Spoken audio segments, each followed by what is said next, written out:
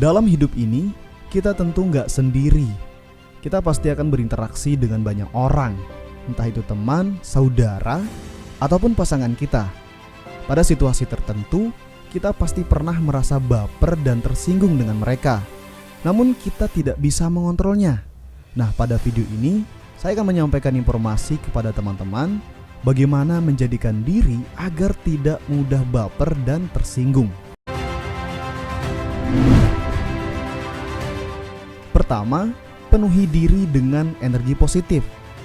Satu langkah sederhana yang harus kita lakukan untuk mengontrol diri dari sikap baperan adalah dengan mengumpulkan energi positif dalam diri kita.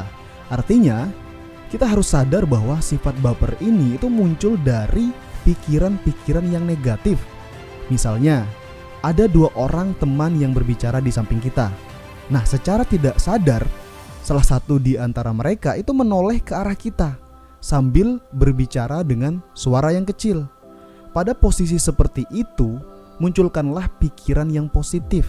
Pikirkan bahwa apa yang mereka bicarakan itu tidak ada hubungannya dengan kita. Jangan sampai kita malah berpikiran bahwa teman kita itu sedang membicarakan aib dan keburukan kita.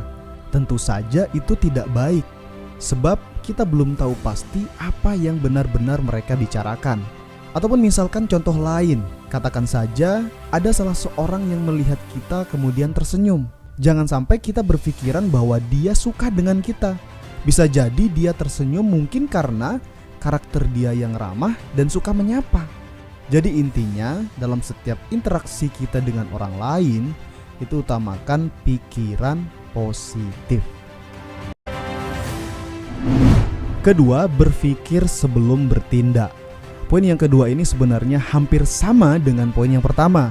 Cuma di sini kita lebih memfokuskan diri untuk berpikir terlebih dahulu sebelum melakukan sebuah tindakan. Nah, tindakan yang saya maksudkan di sini bisa berbentuk ekspresi wajah, tutur bahasa, ataupun gerakan badan.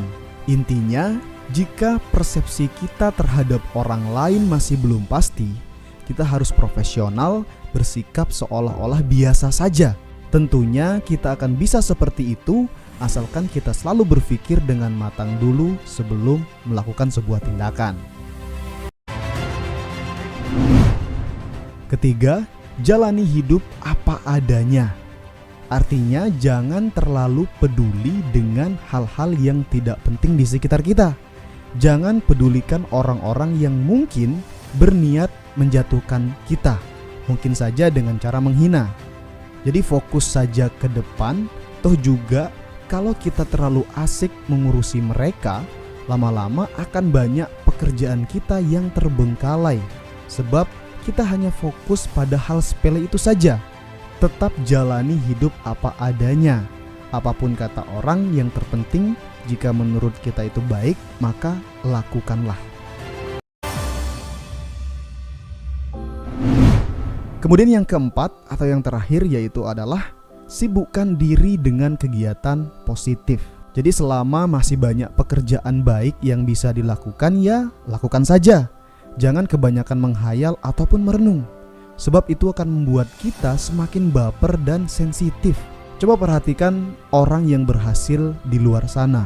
Mereka bisa menjadi lebih baik bukan karena kebanyakan ngayal, melainkan karena kebanyakan bekerja dan bertindak.